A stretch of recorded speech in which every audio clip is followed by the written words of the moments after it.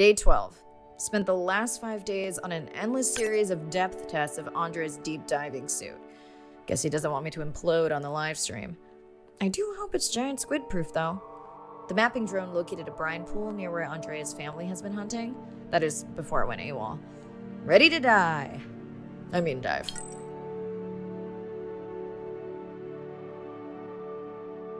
in and okay. You sure I can't talk you into another test dive at this depth before we stream?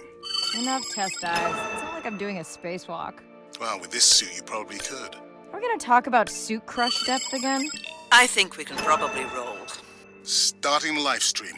Welcome back, ocean friends. Tonight, I am deep. Midnight zone, no light from the surface deep.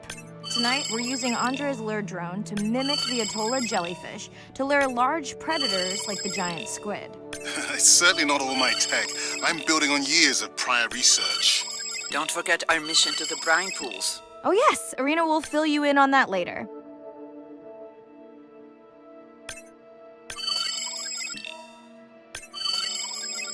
Okay, Andre, how do I find the lure drone? Look for blinking red lights in the water column.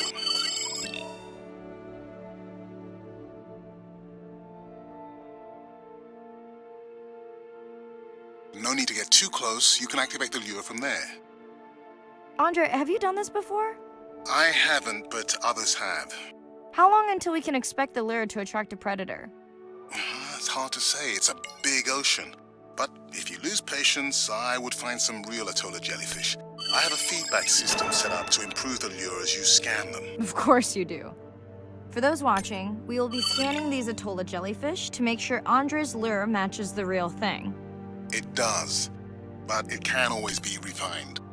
Not much confidence in humanity, but plenty in himself. Got the jellyfish scans, though Andre doesn't need them. In truth, they should improve the lure. I would not waste your time. Getting a few impolite comments on the screen pointing out that giant squid don't feed on Atolla jellyfish. They're right. Actually, the Atolla puts on this light show when under attack, in order to lure creatures big enough to eat their attacker. Might have some useful human applications. I think we need more Atolla scans to approve the lure. Okay. Whose idea was it to live stream this particular dive? I am glad I can't see the comments. I would agree. My grandmother had a saying for times like this.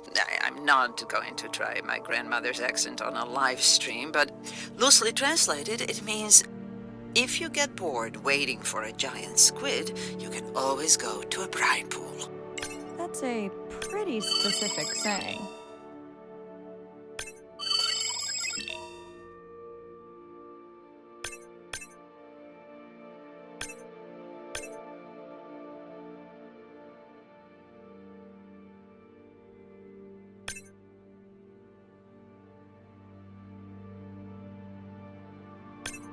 I noticed that these Atollas were already making their blue alarm before you swam close. Most likely a sign that they have detected predators in the region that threaten them.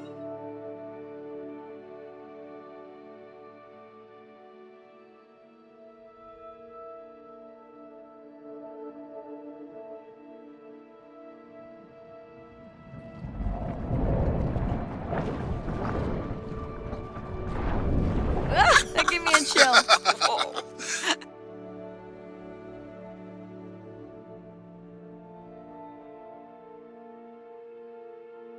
I know how much you enjoyed that, but do you mind if we check out the brine pool before we check on our whale cam? If you insist. You got what you wanted. This is my giant squid. Is that another one of your grandmother's sayings? No, but you often use this one. Hurry up and collect my specimens for me. What an expressive language. It's no giant squid, but I promise you, you won't have to wait to find it.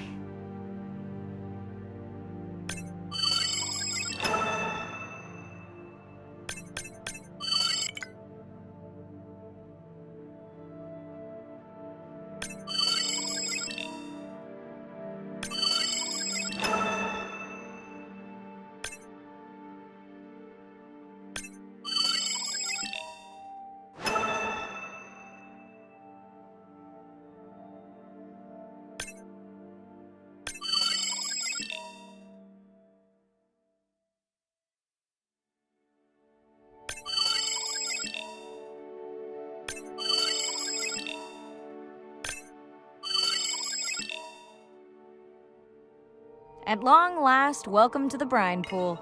I know it's really a salt lake under the ocean, but it looks more like a witch's brew. I have been teasing Arena, but a brine pool is a diverse microenvironment within the ocean.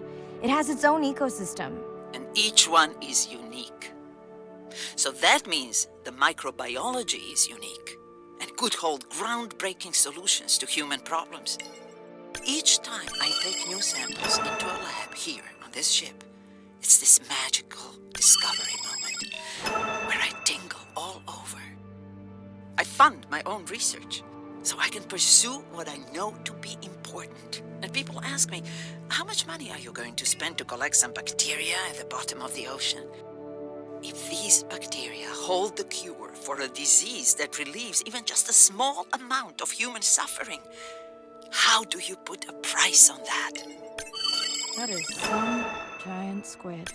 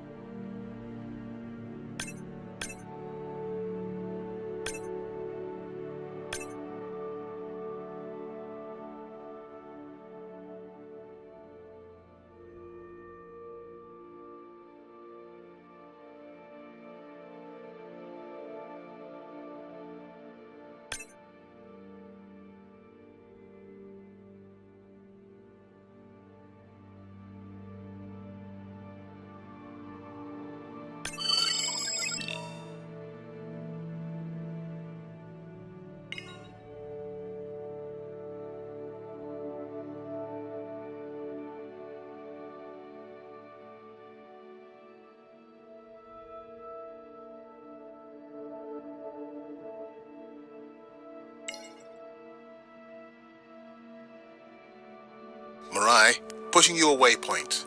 Sperm whales are back on the hunt.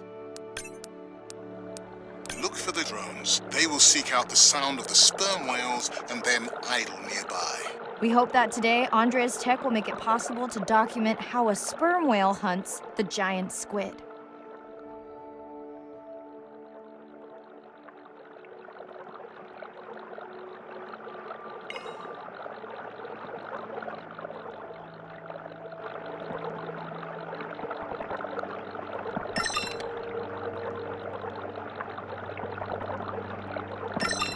Let's go tag some sperm whales so we can eavesdrop on their hunting. One of our viewers wants to know if there is a problem with the link, since the waypoints keep appearing and disappearing. No problem. The drones are in stealth mode, so they will only track the whales by sound. I better swim fast. We'll keep good watch over you.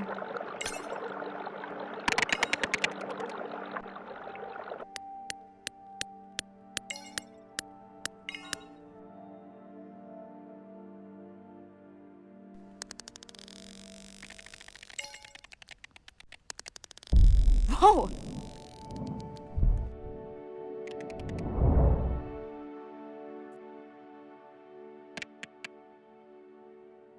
What just happened? I think the squid knocked the camera right off. I had that camera feed in full screen on my visor, and for a second, I thought it was lights out for me. Sounds like a good time for the sub to pick you up. Live stream out.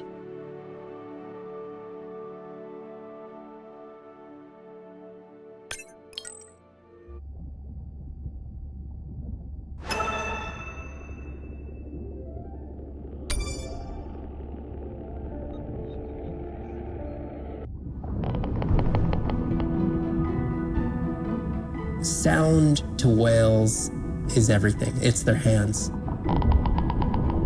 These are animals with the biggest brain on Earth and the most powerful sonic apparatus. They spend a lot of their time deep down. They're diving for an hour at a time in darkness. Just like a submarine is echolocating, they ping a signal out, and then they wait for that signal to bounce off something and come back as the signal. And from that information, they could get an idea of what's there. They constantly click, and that click sometimes can be really loud, and you can feel it in your body. It's like going to a DJ and feeling that bass. Once I had an experience with a sperm whale. It clicked, my ears almost like bounced back. It's really an amazing feeling, you know. You don't develop a huge, complicated brain if you're not using it. Whales have little channels of communicating where they could talk to each other hundreds of kilometers away using sound. Sperm whales make clicks in sort of rhythmic patterns that we call codas. Any family might have 20 to 25 different coda patterns that they use when they're having conversations with each other. And some of them are unique to different places in the world. In the Eastern Caribbean, they make a lot of what we call a 1 + 1 + 3. That sounds kind of like this.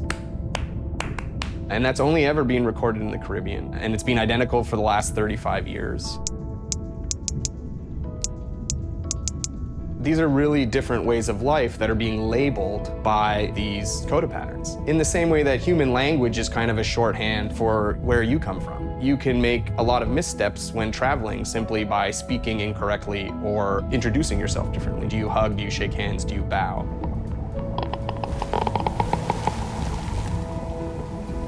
And a growing concern has to do with the noise that we're putting into the ocean. Everything we do impacts everything they're doing. The sound is causing high levels of stress in animals like this. No one wants to live at a rock concert. You can imagine trying to have your home inside an arena while some metal band is playing. And that's increasingly what the ocean feels like.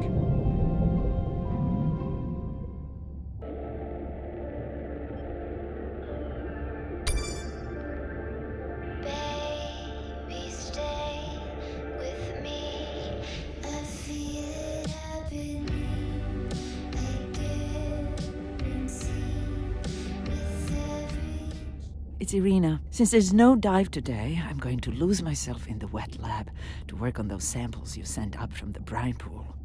Hey, have you listened to my daughter's track? Interesting, right? Mirai, remember the tag we found on the turtles? I put it out on the network and I got the strangest message back. I'm gonna take a tender to a small island nearby and check it out. I'll explain everything later. Still no mapping drone, by the way. Hey, it's me. Nana didn't qualify for the study. Doctor says we missed the window. Whatever that means. Hard to tell what she remembers now. It's tough. Not sure my head's 100% there with school. Honestly, seems like a waste of money. Anyway, see you.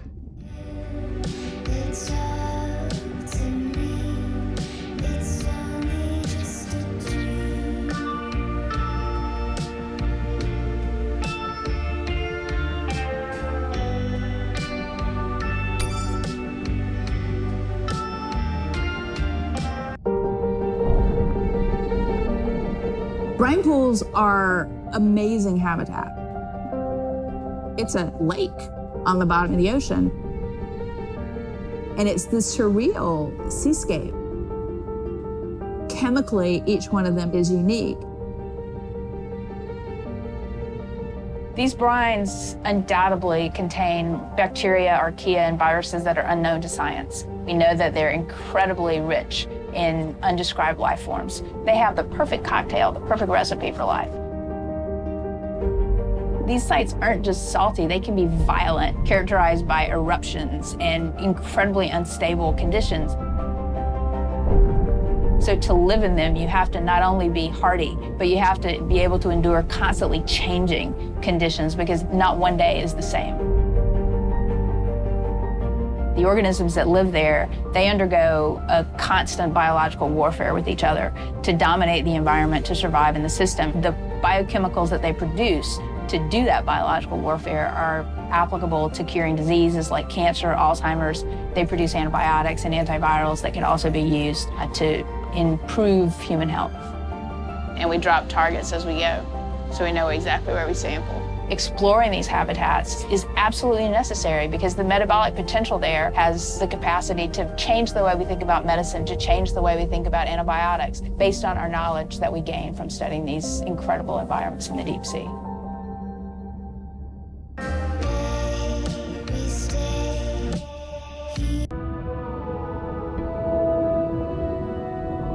Imagine if I was sent in to go study the Mona Lisa and I come in with a pair of snippers and I'm like, I'm gonna need to cut this baby up a little bit to see what kind of chemical composition is going on there. Like, you wouldn't do that, right?